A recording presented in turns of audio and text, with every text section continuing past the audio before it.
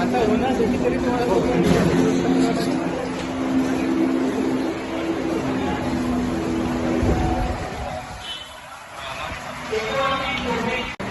लोकांना पिण्याच्या पाण्याची काय व्यवस्था केली सर आपल्या पाणपोई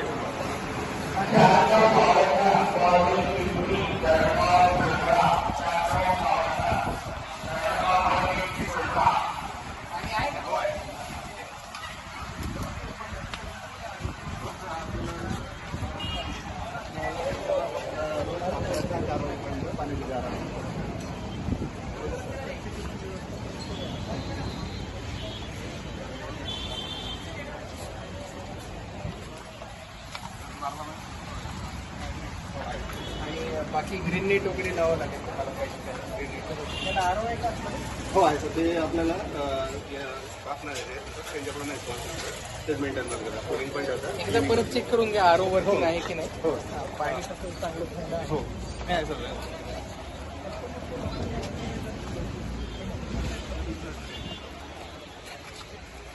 त्या बाजूला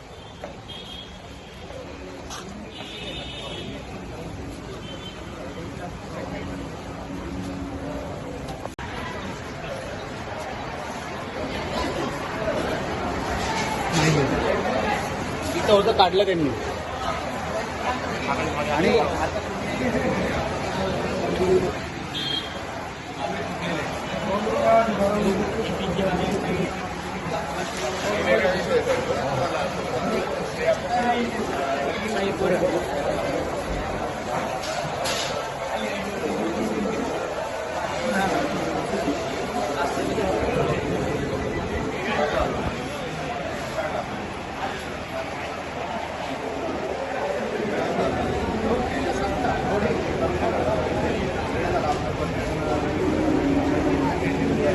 आणि काढून ते नवीन बस स्टँडमध्ये लावा.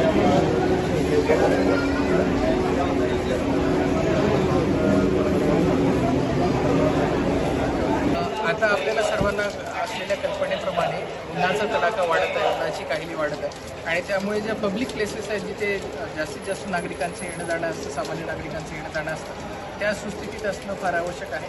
तिथे पिण्याच्या पाण्याची व्यवस्था, सावलीची व्यवस्था असणं आवश्यक आहे, स्वच्छता व्यवस्थित असणं आवश्यक आहे, जेणेकरून ह्या उन्हाच्या तडाख्यापासून लोकांना आपल्याला प्रॉपर वाचवता येईल. तर त्यासाठीची जी पूर्ण उपाययोजना आहे ती बघण्यासाठी म्हणून आज बसस्टँडला व्हिजिट करण्यात आली. बसस्टँडला व्हिजिट केल्याच्यानंतर इथे पाण्याची व्यवस्था अगदी चांगल्या प्रकारची आहे. त्याचं पाणी आरोचं पाणी देखील उपलब्ध आहे आणि स्वच्छतेबाबत थोड्या सुधारणा करण्याची आवश्यकता आहे. त्याच्या सूचना देण्यात आलेल्या आहेत. नागरिकांसोबत पण चर्चा करण्यात आली. त्यांनाही काय काय अडचणी येत आहेत त्या विचारण्यात आल्या. तर त्यांच्यामार्फतही असलेल्या सुविधांबाबत समाधान आणि काही सजेशन पण व्यक्त करण्यात आले. त्याच्यामध्ये काही ठिकाणी सावलीची व्यवस्था करणं आवश्यक आहे. त्या सगळ्या सूचना डेपो मॅनेजर साहेबांना देण्यात आलेल्या आहेत. ते तात्काळ तशा प्रकारच्या सूचनांचा अंमलबजावणी करतीलच असं आश्वासन पण त्यांच्याकडून प्राप्त झालेलं आहे. स्वच्छतेमध्ये सुधारणा करण्याची नितांत आवश्यकता दिसते आणि त्याबाबतचं तात्काळ अंमलबजावणी करणं, त्याबाबत त्यांना तात्काळ उपाययोजना करण्यासाठी सूचना दिल्या. कर्मचाऱ्यांना सध्या एक माठ ठेवण्यात आलेला आहे, त्याच्यातून पाणी देण्यात आहे, परंतु तिथेही आरो वॉटर उपलब्ध करून देण्यासाठी आणि व्यवस्थित पाण्याची सुविधा देण्यासाठीच्या सूचना देण्यात आल्या. ते त्याची तात्काळ अंमलबजावणी करण्याचं आश्वासन देखील दिले. आपण सरप्राईज व्हिजिट केलेली आहे, त्यामुळे त्याची पूर्वकल्पना देण्यात आली नव्हती.